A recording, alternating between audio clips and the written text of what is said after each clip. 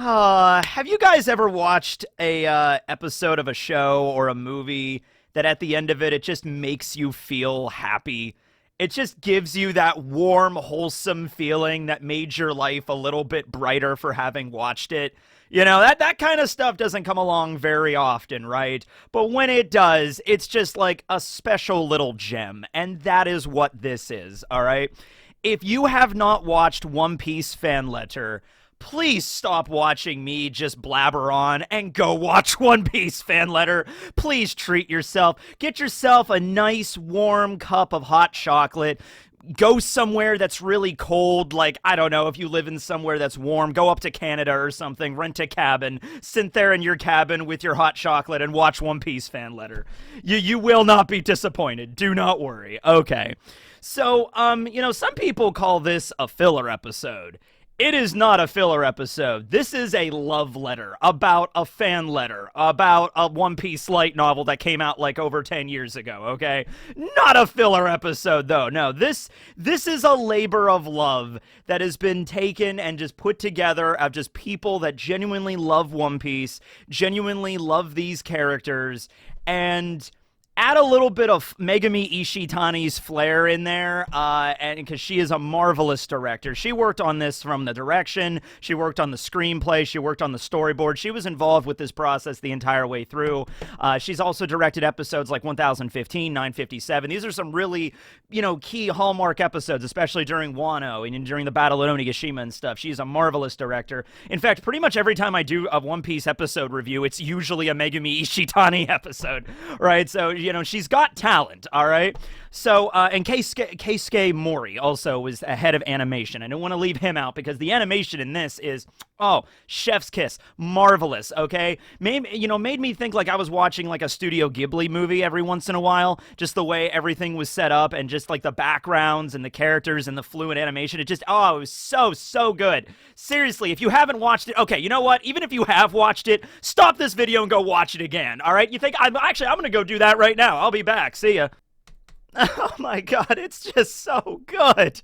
All right. So what's the premise of this? Okay, so the Straw Hat Stories was a light novel that came out, like I said, around 10 years ago. It was right around the Dressrosa arc in the manga, and it was a bunch of kind of just, anthology stories, separate stories. They didn't all coalesce into one thing that's centered around the Straw Hat Pirates, but also centered around the civilians in the One Piece world. Like, the Straw Hats were there, but they were very much background characters, okay? Like, the one I remember the most, because I actually had to do a video about this in a way, because when Zoro had his light novel announced, I actually read through a little bit of the light novel stuff, or at least the synopsis, because I don't think this thing has an official English release yet, although after this, I feel like it's going to. So, you might be seeing this as like an official English release in like a bookstore somewhere.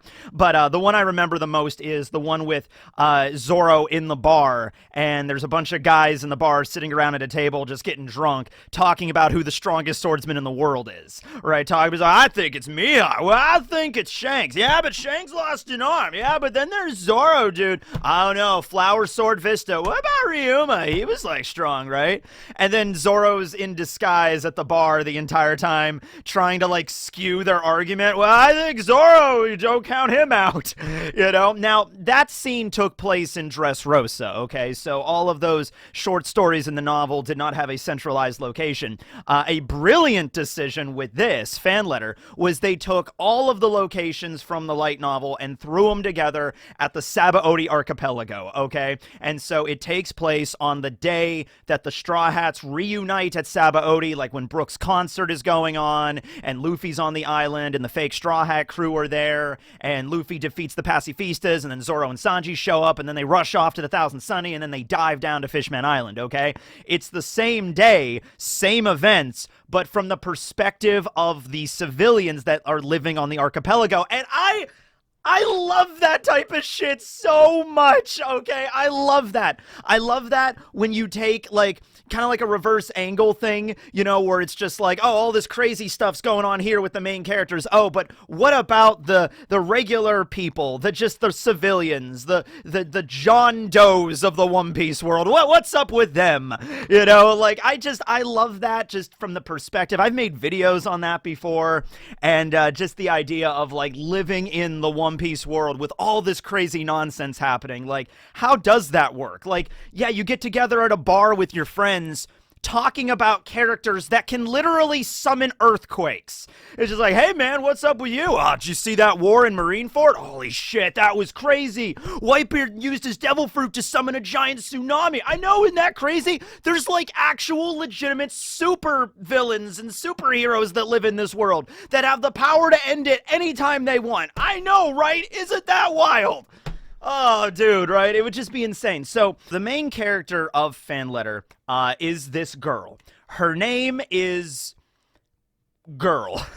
She doesn't have a name. In fact, other than the characters that have already been established, like, you know, obviously the Straw Hat Pirates and, you know, like Perona shows up and Polly, other than the characters that have already been established in the original manga, none of the characters in this special actually have names, which is really funny.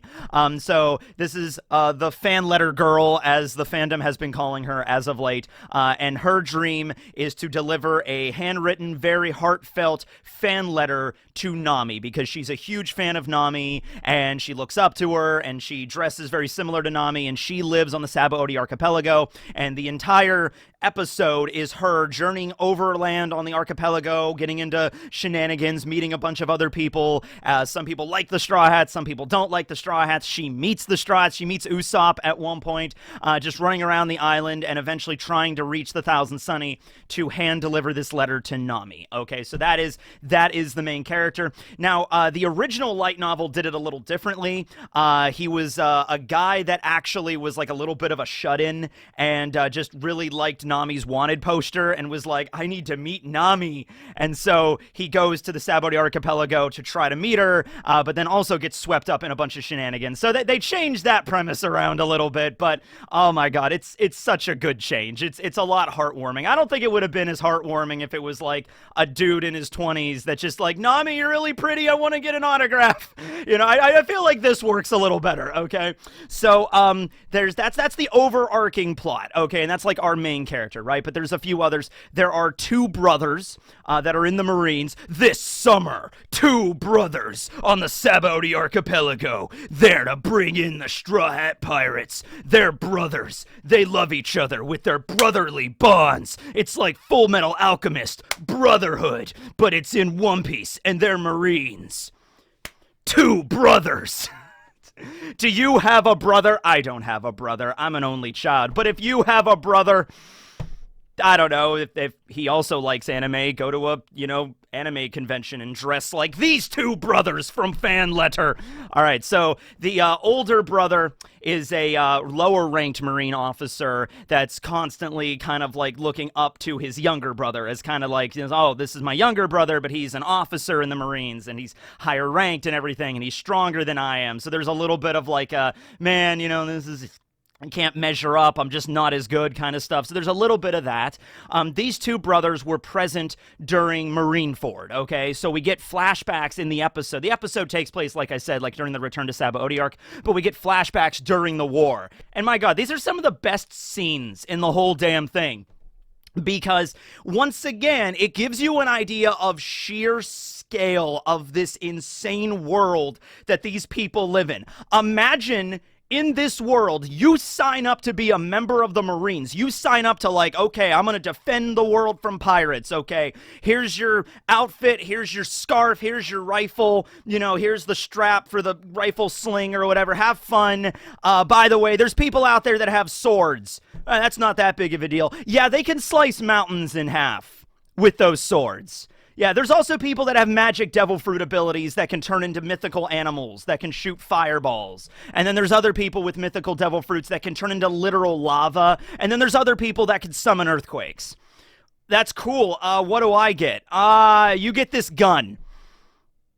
Have fun, good luck, have fun defending the world from pirates, you know what I mean? So, imagine being at Marineford as just a regular person. You don't have hockey, you don't have a devil fruit ability, they don't have Rokushiki or anything like that. They're getting blasted around the entire freaking battlefield, they're looking around. There's one scene where they're right in the middle of the battlefield and they get up and, you know, there's like dust and smoke everywhere and they're bleeding. It's like, brother, are you there? Yeah, I'm here, man, what's going on? And then Mihawk walks out of the smoke, and then Crocodile walks out on the other side of the smoke. And Crocodile and Mihawk, they don't even care about these two Marine brothers. They're so far below their notice, they don't even care. But like these two literal monsters, they might as well be gods as far as these two Marines are concerned, you know? Mihawk, strongest swordsman in the world. Crocodile, strongest sand guy in the world. Walking towards them, right? He's Gara or whatever. Walking toward each other, about to fight one another. And these two Marines are right in the middle, like, ah!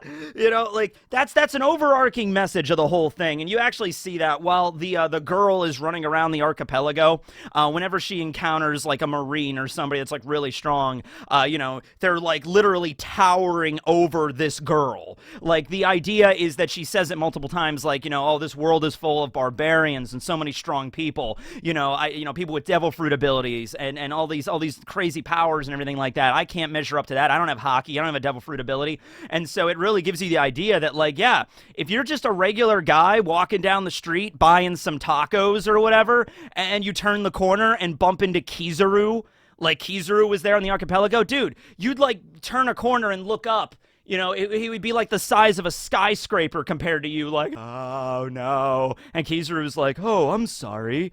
I am Admiral Kizaru. Do you know where the Straw Hats are? Ah!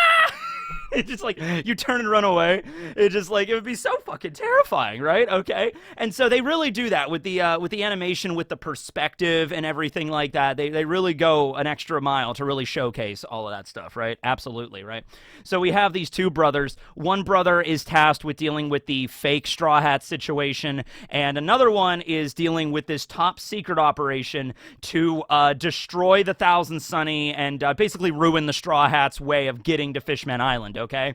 So there is this secret marine weapon on the archipelago, right? It's this special ship that has, like, the design of, like, an octopus on it, right? And the idea of the ship is that it secretes this very toxic substance that will destroy any ship's coating and will also dissolve the ship itself, all right? Now, it's a really dangerous biological weapon, and in order to activate it, they need this, like, key card, this, like, special key card, code card kind of thing to, you know, activate the weapon. And it's mentioned that, like, oh, if you use this weapon, it could pollute the archipelago, it could destroy the mangrove trees, this is really, really dangerous, you know, you shouldn't use this, right? And so the head of the marine operation is, once again, we don't get a name, we just get his title, the benevolent king of the sea, I think his name was, or something like that. He's this really serious, stone-faced guy, just like, "Rah!" But he has a secret. He actually is in love with Chopper. He thinks Chopper is just, like, the cutest thing ever, and so he has a desk full of, like, all of Chopper's, like, wanted posters and images, and he's like, Chopper, you're so cute. Must I choose between my duty as a Marine and destroy the Thousand Sunny, or do I save Chopper? So that's really funny. That's also from one of the light novel stories there.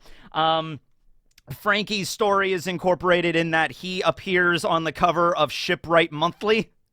There's Shipwright Monthly. My parents read that magazine. Everyone reads that magazine.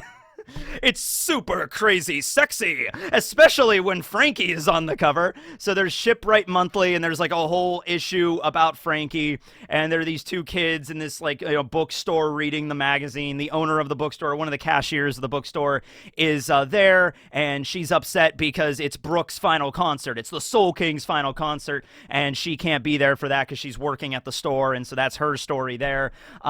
So Usopp does appear. Usopp appears. There's a moment where the girl is trying to get into this bar to get, like, the letter back, and she's like, I don't know how to get over there, and then Usopp shows up, and he's like, oh, don't worry, I'll teach you to get, you know, over there to where you need to be, you know. So Usopp's there, and she doesn't recognize Usopp, and the reason for that is probably because he's still Soge King on the wanted poster, so the girl does not actually recognize Usopp as one of the Straw Hats, which is really, really funny.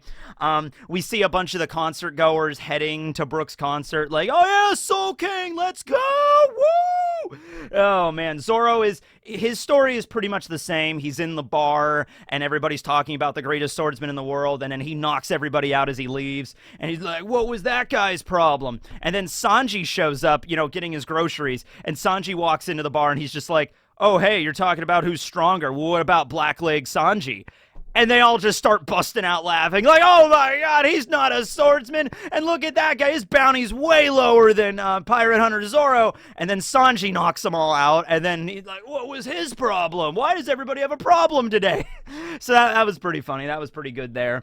There's really nothing. Okay, so Luffy's story is kind of more connected to the two brothers because, two brothers, and Luffy and Ace at Marineford. So it's not really so much at the Return to Sabaody moment. It's really more from the flashback perspective of the two brothers. And just like, we're brothers, we're Marines, that we might have fights and bicker every now and then. And like I said, the older brother is lower ranked. So there's maybe a little bit of like maybe some jealousy there. But at the end of the day, they care about each other, right? They care about one another. They're brothers.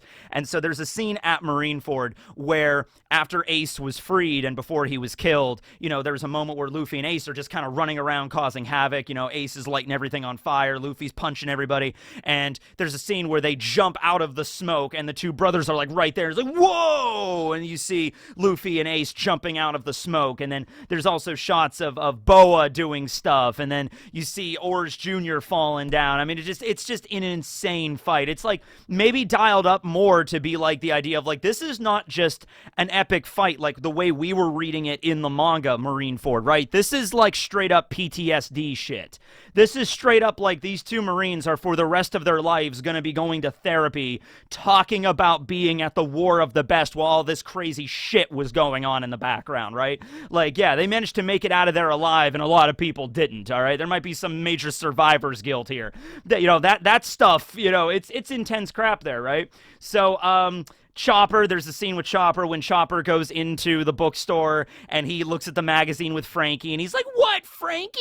And then there's a shot of Water 7 where they were trying to get like an expose on Frankie and they're going around talking to people and they see Paulie and they're like, hey, Paulie, what do you have to say about Pirate Frankie? And he's like, ask Iceberg about that stuff. And then it cuts to Iceberg, but he's not like listening. He's walking away and Alice, who's his secretary, is like, sorry, you need an appointment to talk to Iceberg. And then it's just like, rejected! We were at a dead end, so we just decided to make shit up. It's that kind of magazine, right? That was kind of funny. So Chopper's there reading it, and he believes everything, and it's like, what, Frankie, huh? That's really funny. Perona shows up as a cameo. We see her in like a makeup store just looking at stuff, she's like, oh man, I hope he figured out where to go, because it was basically Perona the entire time like pointing Zoro in the direction. What's really funny is that Zoro was the first one to arrive at the archipelago. That was really funny. So what else I like about this is the way that Sabaody Archipelago is drawn and animated in this gives us like a whole different perspective of the place, okay? Because this girl grows up on the island. Like, she's from the Sabaody Archipelago originally. Dude, can you imagine? I want you to imagine being a kid again, and if you grew up on the Sabaody Archipelago, like, that would be in one parts, like, it would be like a Disney movie in some way, because you're living on, like, this magical island with a bunch of trees everywhere that produce these bubbles that you can, like, jump around, and, you have the bubble cycles, like, the FANMAIL girl even jumps on a bubble cycle at one point and moves around. There's another scene where she's, like, jumping through the mangrove roots and everything like that, and the kids are, like, playing with the bubbles and the resin and everything like that. That would one parts be a Disney movie, and other parts be absolutely terrifying. It would be a nightmare because there's lawless lands on the Sabaody Archipelago, and pirates are constantly arriving there, and it's constantly scary. It's like parents are always going up to their teenage children like, I better not catch you over at that rip-off bar. I better not catch you over there, so help me God. Like, it would be so crazy. And Megumi Ishitani and also with Keisuke Mori's animation really sets it up like a Miyazaki film almost, like the whimsy and wonder of like growing up in this place, in this archipelago. And the craziest thing about this is that, like, because we're already familiar with the One Piece world, like, this is a fan letter. This is for the fans of One Piece, okay? Somebody that's like never watched One Piece before, doesn't know anything about like Marineford or the Straw Hats really. I mean, I'm sure they would feel an emotion watching this, but you would have just like no frame of reference for everything, okay? The people that have really, been into the story and have read the manga and watched the anime and know all about the characters and everything, watching this entire day from another perspective it lends a whole new respect for it. And it's like, oh yeah, you don't need to explain what Sabaody Archipelago is and like why there's bubbles everywhere and everything. You don't have to explain everything. It's like just this is an established location we all know about, and it was used masterfully here. Okay, it's just masterfully done. What's also funny is, so the girl that wants to give the fan letter to Nami, she was like calculating, she's like a Straw Hat fan, so she's looking at everything and just being like, oh okay, I caught the 3D2Y message in the newspaper. Luffy had the 3D2Y tattoo, and she like connected the dots, and she arrived at like the right answer but the wrong order of operations, which is really funny. It's just like, oh yeah, Luffy rang the ox bell 16 times. That corresponds to the mating rituals of sea cucumbers around the archipelago, and that happens to be today. So I'm gonna go down to the port and I'm gonna meet the Straw Hats, you know? And it just, dude, it reminds me of like when I was a kid, I would do stuff like, there was a forest by my town, right? And I used to play in there all the time, right? You kind of go down this trail into the woods, right? And you know, I would always, like when I was a little kid, I'd be like, oh, there are like gnomes that live in the forest, like all these magical forest creatures and stuff. Like, is there a unicorn in there? You know, I remember going in the forest one time looking for a leprechaun when I was like 10. Yeah, really dumb stuff, but it kind of like, it brought me back to that kind of thing, right? It brought me back to like, it's like this kid is just like, I'm gonna go meet the Straw Hats, and then she runs off, but she can actually meet the Straw Hats, right? Eventually she ends up there's this epic moment where everybody's singing Brooke's song New World, and she's running toward the Sunny, and you kind of see it over the hills, and she's almost there, like, oh, she's actually gonna get there and give Nami the fan letter. And then this big Marine who's like an asshole the entire, you know, special, you know, just reaches down with this big meaty fist and just yo, no, you're not allowed to go over there, you know, this is you're an intruder, right? And just like, hey, Captain, I caught this girl, she's an intruder. And it's like, no, I gotta get over to Nami. So she goes on the ship and she grabs that's a thing where it's like the code card that activates the ship and the letter that she has are in like the same envelopes. So she grabs the envelope, all the Marines think it's the code card, and like, get back here, girl, we need that code card, right? So she's running over the ship, and like the animation is really good here, and then the benevolent King of the Seas arrives, and, oh, I'm big angry man. And so she does the thing where she's like tiny and she like, you know, slides underneath the guy, and he's like, well, get back here, you know, and just they try to grab the letter. And it's this beautiful moment where she's on the edge of the ship and she rips the letter up and she kind of like leans back and she looks over, and you see the Thousand Sunny leaving the port about to dive down to Fishman Island. And she does see Nami. She doesn't get to give Nami the fan letter, but she sees her hero Nami there, like, yeah, let's go on the adventure. And there's a moment where the girl just kind of like smiles and then sighs and is like, and she's just happy that Nami is safe and she's going to continue her adventure. She did not get to give her the letter, though. I saw so many pieces of fan art of fans drawing the girl giving Nami the letter finally, and Nami like crying and like reading the letter, and just like they're hugging and like they're having a good time. And I'm like, oh my god, that's so nice and wholesome. I love this. Oh man. And it turns out she's like, oh, this is my fan letter, this wasn't your code card. And the Marines are like, what? And then like the ending credits just kind of happen, and there's a bunch of different shots from around the archipelago and everything, and it says, oh, it's so good. Oh, one thing I want to say, which is great. So there was, I think it was the Crunchyroll, because I'm subscribed to the Crunchyroll YouTube channel, right? And they always put up like clips of everything up and all that stuff, right? So the clip that they put up of this was, you know, the girl like saving the Straw Hats, and they actually titled it like, this girl single-handedly saved the Straw Hat Pirates.